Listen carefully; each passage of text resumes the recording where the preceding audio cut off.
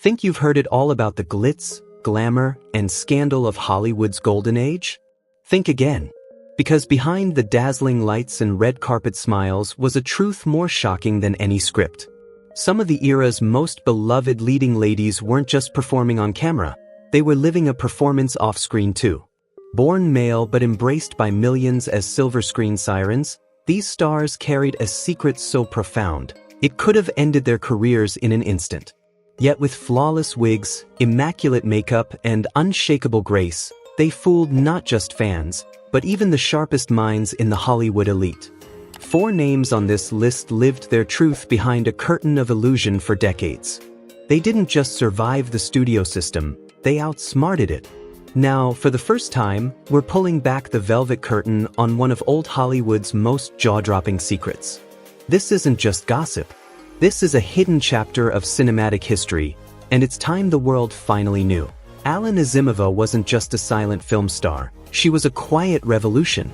Born in Russia and destined for the world stage, she rose to fame in early Hollywood and on Broadway, captivating audiences with her bold, avant-garde style and fierce defiance of the era's rigid gender norms. On screen, she dazzled. Off-screen, she challenged everything society expected of a woman. Behind the glamour, Nazimova was part of a secret network of queer women in the film industry, a sisterhood she famously dubbed the Sewing Circle, made up of lesbian and bisexual actresses who found strength in each other while hiding from a world that wasn't ready for them. Though she may not fit the modern label of transgender, Nazimova's masculine energy, androgynous performances, and unapologetic same-sex relationships made her a radical figure in a time of suffocating conformity. She rejected traditional domestic life, choosing freedom over convention, and her home, the legendary Garden of Allah, became a sanctuary for queer artists, thinkers, and outsiders. In an era when a whisper of queerness could end a career, Nazimova survived through coded language, quiet courage, and unshakable authenticity. She died in 1945, largely forgotten by Hollywood. But today, she's remembered not just as a trailblazer, but as a queer icon who lived boldly, loved freely, and carved out space for those who didn't fit the mold. Her legacy is more than a story, it's a torch passed to every soul still fighting to live their truth. April Ashley's life wasn't just a personal journey, it was a turning point in how the world understood gender. Born in Liverpool in 1935, she first served in the Merchant Navy, but destiny had something far bolder in store. In 1960, she traveled to Casablanca and became one of the first British trans women to undergo gender confirmation surgery. When she returned to London, she dazzled. With striking beauty and elegance, April lit up the fashion world, appearing in Vogue, gracing high society parties, and becoming a muse among the bohemian elite. But fame can be cruel. In 1961, a British tabloid outed her as transgender, and just like that, everything changed. Her modeling career collapsed overnight, and she was thrust into a media frenzy she never asked for. The headlines didn't just target her, they defined her. Her annulled marriage triggered a landmark court case that would shape how British law treated trans people for decades. Still, April never retreated. She faced the ridicule, the rejection, the relentless scrutiny, and turned it into purpose. With unmatched grace and unshakable courage, she became a powerful voice for LGBTQ+ rights, long before it was safe or celebrated to do so. Years later, she was finally honored for her trailblazing role in pushing visibility and equality forward. Though her stardom came after Hollywood's golden age, her story echoes the silent struggles of generations who came before, those erased, those hidden, those never heard. April Ashley didn't just break barriers, she was the barrier being broken. A woman who stood tall at the intersection of shame and pride, paving the road toward a world more willing to listen, more willing to change. Barbara Stanwyck remains one of the most unforgettable forces to ever grace classic Hollywood. With her fierce screen presence and no-nonsense charisma, she carved out a space unlike any other actress of her time. But behind the camera, Stanwyck was a mystery, guarded, fiercely private, and often the subject of whispered speculation. Rumors followed her throughout her career, about her sexuality, her masculine energy, and the carefully constructed wall around her personal life. There's no definitive proof that Stanwyck identified as transgender or non-binary, but modern queer and trans perspectives often revisit her story with fresh eyes. On screen, she brought to life tough, self-reliant women who defied the era's expectations of femininity. Off-screen, she quietly resisted the Hollywood script of marriage and motherhood. Her most meaningful relationships were with women, and some biographers suggest she meticulously curated her public image to conceal truths the world wasn't ready to accept. Stanwyck never addressed the rumors, and in a time when the studio system controlled everything, that silence was a form of survival. Today, she stands as a powerful symbol of what it meant to be gender nonconforming in a world that demanded conformity. Whether or not she fits into today's labels, her legacy is one of quiet rebellion, a coded resilience written between the lines of every role she played. Barbette, born Vander Clyde Broadway in Texas in 1899, was a trailblazer who blurred the lines between gender and art long before drag was even part of the cultural conversation. He began his career as a high-wire artist but found true stardom on the glittering stages of Parisian cabarets, where he mesmerized audiences with a breathtaking illusion, performing with the grace and allure of a woman, only to reveal, in a dramatic finale, that he was biologically male. But Barbette's brilliance wasn't just in the surprise. It was in the sheer elegance, strength, and artistry he brought to every movement. French writer Jean Cocteau once described him as an angel, a flower, a bird, capturing the ethereal quality of his presence. Barbette trained relentlessly, mastering both masculine precision and feminine poise, creating performances that felt less like acts and more like poetry in motion. Though he never publicly identified as transgender, today Barbette is celebrated as a gender nonconforming icon, a pioneer who lived authentically in a world that offered little space for such expression. After a career-ending injury, he took his talents to Hollywood, where he quietly shaped silver screen femininity, teaching stars like Gene Tierney the delicate nuances of feminine movement. Much of his personal life remains shrouded in mystery, a reflection of the era's silence around gender diversity. But one thing is clear, Barbette wasn't simply a man in drag. He was a visionary who turned gender into performance art, challenging norms, captivating hearts, and leaving behind a legacy that still ripples through time. Billy Tipton was more than a jazz musician. He was a quiet revolutionary. For decades, he lived and performed as a man, captivating audiences with his talent and charisma.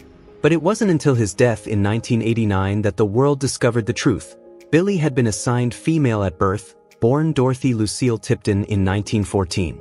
In the 1930s, Billy made the life-altering decision to live as a man, not just to break into the male-dominated world of jazz, but because it aligned with who he truly was.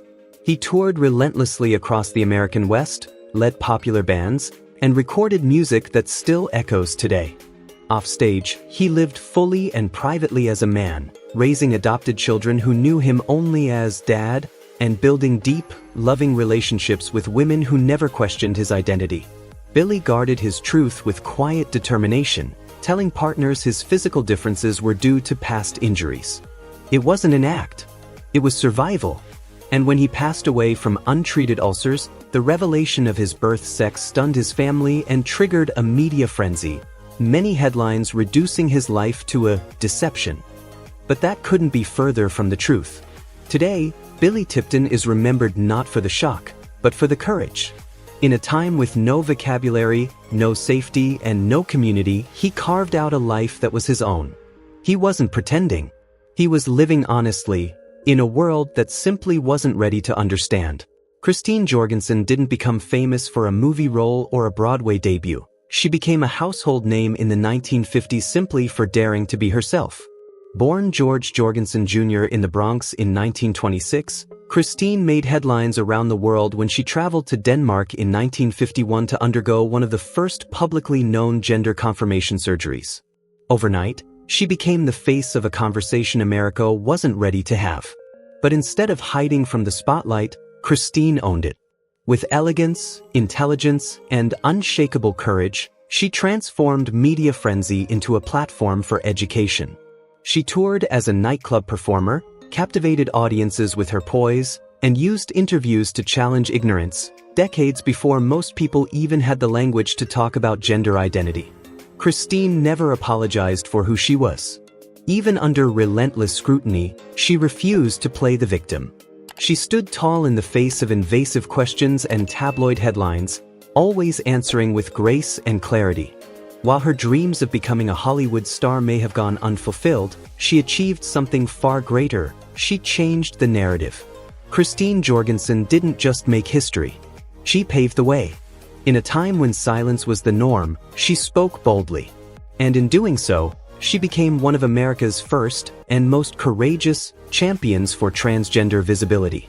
Danny LaRue wasn't just a performer, he was a sensation. Bursting onto the post-war British stage with a sparkle that echoed the glamour of old Hollywood, Danny brought elegance, humor, and unapologetic flair to a world still recovering from the shadows of war.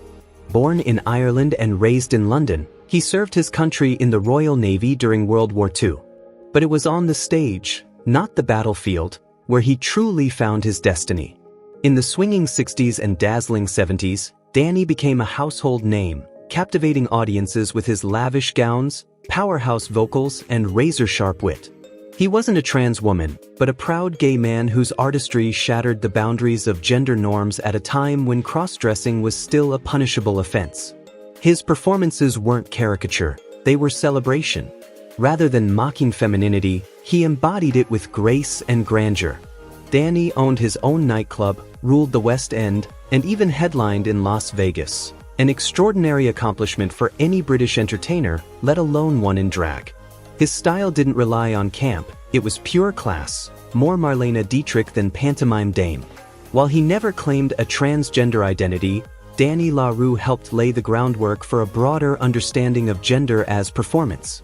His legacy remains a powerful chapter in queer cultural history, a reminder that long before gender fluidity became part of mainstream dialogue, one man in heels was already changing hearts, minds, and stages around the world.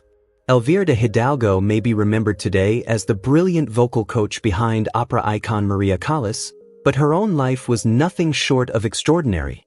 Born in Spain in 1891, Hidalgo rose to fame as a celebrated coloratura soprano, captivating audiences around the world with her dazzling voice and commanding artistry. But there was more to her than just talent. There was presence, power, and something quietly rebellious. Though there's no definitive proof that Hidalgo identified as transgender or gender nonconforming, some opera historians have pointed to her masculine energy, her defiance of traditional female roles, and the almost androgynous authority with which she moved through a male-dominated world. As a teacher, she wasn't just molding voices, she was shaping spirits. She taught her students how to own a stage, how to command attention, how to be unapologetically bold. Her influence on Maria Callas went far beyond technique. Many believe it was Hidalgo who helped Callas develop that fierce, unforgettable stage presence, one that didn't fit neatly into society's idea of what a woman should be. Whether that came from Hidalgo's own identity or simply her radical way of teaching, one thing is clear, she was ahead of her time. In a world that demanded women be delicate and quiet, Elvira de Hidalgo stood tall, graceful yet unyielding. She didn't just shape opera, she quietly reshaped the rules of femininity. And in doing so, she carved out a legacy that still challenges and inspires today. Frances Farmer was one of the most enigmatic and misunderstood stars of the 1930s and 40s, a haunting symbol of what Hollywood does to women who dare to defy its mold. Fiercely independent and unapologetically rebellious, Farmer refused to play by the studio system's rules. She wore trousers when women were expected to wear pearls, skipped makeup in an industry obsessed with glamour, and laughed in the face of conformity. Hollywood tried to shape her into a compliant starlet. She pushed back at every turn. But her resistance came at a devastating cost. Branded difficult and unstable, Farmer was institutionalized multiple times, enduring brutal treatments like electroshock therapy, and, according to some disputed reports, even a lobotomy. Though she never claimed a trans identity, her story has since stirred powerful conversations about gender nonconformity and the cruel ways society punishes women who won't fit into its narrow expectations. Farmer didn't just reject the passive, polished version of femininity, she shattered it. And for that, she was broken. Today, she's remembered not just as a fallen star, but as a tragic icon of resistance, a woman ahead of her time who exposed the ugly cost of stepping outside the lines. Her legacy is as raw as it is enduring. Gladys Bentley wasn't just a performer, she was a revolution in a tuxedo. Born in 1907 in Philadelphia, she shattered every expectation placed on black women in early 20th century America. Bold, unapologetically queer, and radiating confidence, Bentley commanded Harlem's nightlife during the roaring days of the Harlem Renaissance. Clad in crisp suits and top hats, she brought down the house with her risque, improvised lyrics, magnetic piano playing, and flirtatious charm, especially when performing for women. Her shows at legendary hotspots like the Clam House and the Ubangi Club turned her into a sensation throughout the 1920s and 30s. But when America's post-World War II culture turned conservative, the very boldness that made Bentley a star became a target. In a 1952 Ebony magazine article, she claimed she had cured herself through hormone therapy and even said she married a man, statements many believe were made under intense social pressure. Though she didn't use the term transgender, Bentley's masculine presence and fearless gender expression make her a trailblazer in the history of gender nonconformity. Her story reminds us that long before today's conversations about identity and expression, there were pioneers like Bentley daring to live out loud in a world determined to silence them. Thanks for watching Exposed Hollywood. If you enjoyed this story, hit that like button, share it with someone who needs to hear it, and don't forget to subscribe so you never miss what's coming next. Until then, stay bold, stay curious, and we'll see you in the next video.